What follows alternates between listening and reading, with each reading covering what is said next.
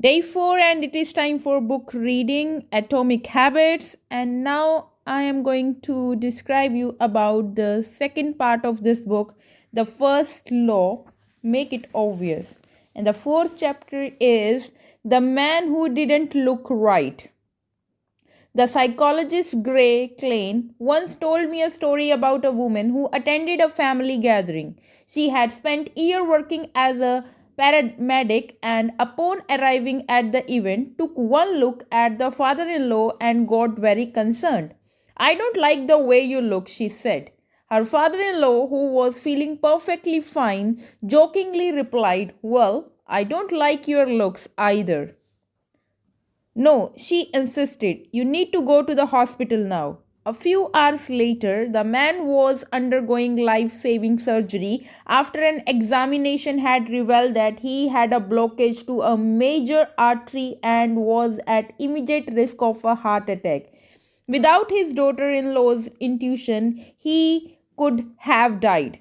What did the paramedic see? How did she predict his impending heart attack? When major arteries are obstructed, the body focuses on sending blood to critical organ and away from peripheral location near the surface of the skin. The result is a change in the pattern of distribution of blood in the face. After many years of working with people with heart failure, the woman had unknowingly developed the ability to recognize this pattern on sight. She couldn't explain what it was that she noticed in her father in law's face, but she knew something was wrong. Similarly, stories exist in other fields. For example, military analysts can identify which blip on a radar screen is an enemy missile and which one is a plane from their own fleet, even though they are traveling at the same speed, flying at the same altitude, and look identical on radar in nearly every respect. During the Gulf War, Commander Michael Riley saved an entire battleship when he ordered a missile shot down, despite the fact that it looked exactly like the battleship's own planes on radar. He made the right call, but even his superior officer couldn't explain how he did it. Museum curators have been known to discern the difference between an authentic piece of art and an expertly produced counterfeit, even though they can't tell you precisely which detail tipped them off. Experienced radiologists can look at a brain scan and predict the area where a stroke will develop before any obvious signs are visible to the untrained eye. I have been heard of hairdresser noticing whether a client is pregnant based only on the feel of their hair. The human brain is a prediction medicine. It is continuously taking in your surrounding and analyzing the information it come across. Whenever you experience something repeatedly, like a paramedic seeing the face of a heart attack patient or a military analyst seeing a missile or a radar screen, your brain begin noticing what is important, sorting through the detail and highlighting the relevant cues and cataloging the information for future use. With enough practice, you can pick up on the cues that predict certain outcome without consciously thinking about you. Automatically, your brain encodes the lesson learned through experience.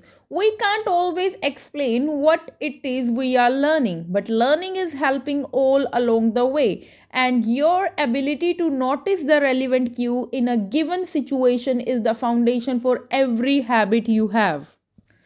We underestimate how much our brain and bodies can do without thinking. You do not tell your hair to grow, your heart to pump, your lungs to breathe, or your stomach to digest. And yet, your body handles all this and more on autopilot. You are much more than your conscious self. Consider hunger. How do you know when you are hungry? You don't necessarily have to see a cookie on the counter to realize that it is a time to eat.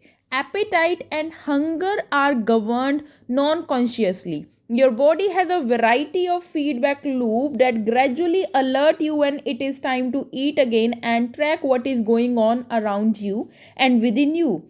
Cravings can arise thanks to hormone and chemical circulating through your body. Suddenly you are hungry even though you are not quite sure what tipped you off. This is one of the most surprising insight about our habit. You don't need to be aware of the cue for a habit to begin. You can notice an opportunity to take action without dedicating conscious attention to it.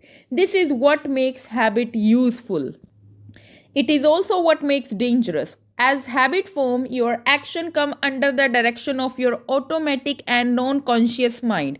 You fall into old pattern before you realize what happening unless someone point it out. You may not notice that you cover your mouth with your hand whenever you laugh, that you apologize before asking a question, or that you have a habit of finishing other people's sentences.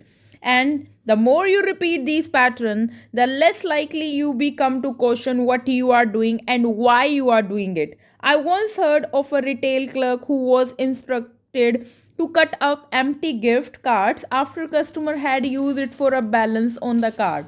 One day, the clerk cashed out a few customers in a row who purchased with gift card. When the next person walked up, the clerk swiped the customer actual credit card, picked up the scissor, and then cut it half entirely on autopilot before looking up at the stunned customer and realized what had just happened. Another woman I came across in my research was a former preschool teacher who had switched to a corporate job even though she was now working with adults. Her old habit would kick in and she kept asking co-worker if they had washed their hand after going to the bathroom. I also found the story of a man who had spent year working as a lifeguard and would occasionally yell walk whenever he saw a child running. Over time, the cues that spark our habit become so common that they are essentially invisible. The treat on the kitchen counter, the remote control next to the couch, the phone in our pocket, our responses to those cues are so deeply encountered that it may feel like the urge to act comes from nowhere. From this reason, we must begin to process of behavior change with awareness.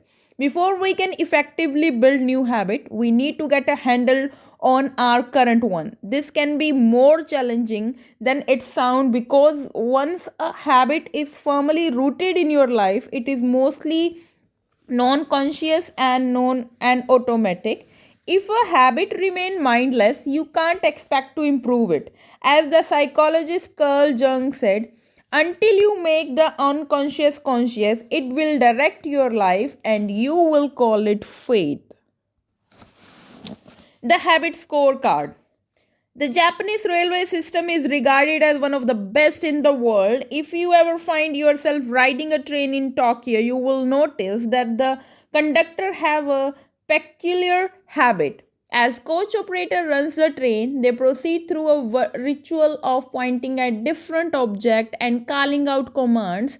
When the train approaches a signal, the operator will point at it and say, "Signal is green." As the train pulls into and out of each station, the operator will point at the speedometer and call out the exact speed.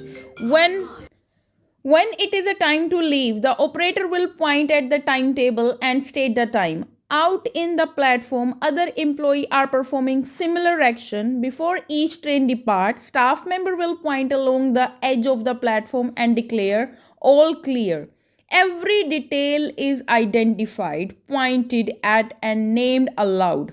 This process, known as a pointing and calling, is a safety system designed to reduce mistake. It seems like silly, but it works incredibly well. Pointing and calling reduce error by up to 85% and cuts accident by 30%.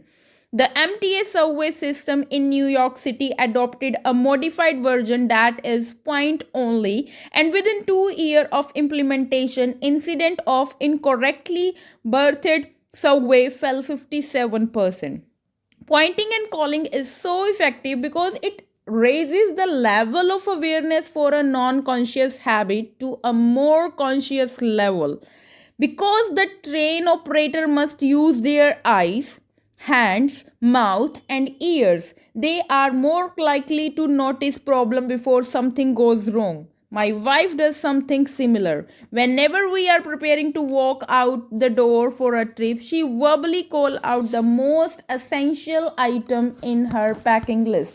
I have got my keys, I have got my wallet, I have got my glasses, I have got my husband. The more automatic a behavior becomes, the less likely we are to consciously think about it. And when we have done something 1,000 times before, we begin to overlook things. We assume that the next time will be just like the last. We are so used to doing that we have always done, and we don't stop to question whether it is right thing to do at all. Many of our failure in performance are largely attributable and lack of self-awareness. One of our greatest challenges changing habit is maintaining awareness of what we actually doing. This help explain why the consciousness of bad habit can sneak up on us. We need a point and call system for our personal life. That's the origin of the habits code, which is a simple exercise you can use to become more aware of your behavior, to create your own, make a list of your daily habit. Here is a sample of where your list might start. Wake up, turn off alarm, check my phone, go to the bathroom, wait myself, take a shower, brush my teeth, floss my teeth, put on deodorant, hang up towel to dry, get dressed, make a cup of tea, and so on. Once you have a full list, look at each behavior and ask yourself, is this a good habit, a bad habit, or a neutral habit? If it is a good habit, write plus sign next to it. If it is a bad habit, write minus sign. If it is a neutral habit, write equal. For example, a list above might look like this: wake up equal sign, turn off alarm, check my phone, go to the bathroom, wait myself plus, take a shower plus, brush my teeth plus, floss my teeth plus, put on deodorant plus, hang up towel to dry equal, get dressed equal, make a cup of tea plus. The marks you the marks you give to a particular habit will depend on your situation and your goal.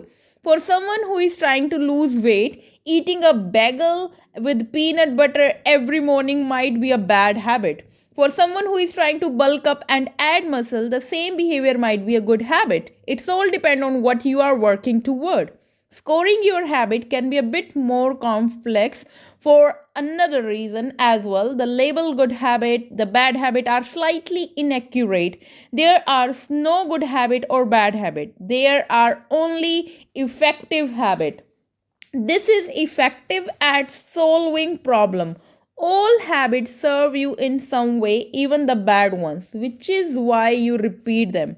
For this exercise, categorize your habit by how they will benefit you in a long run. Generally speaking, good habit will have net positive outcome. Bad habit have net negative outcome. Smoking a cigarette may reduce stress right now, but it is not a healthy long-term behavior.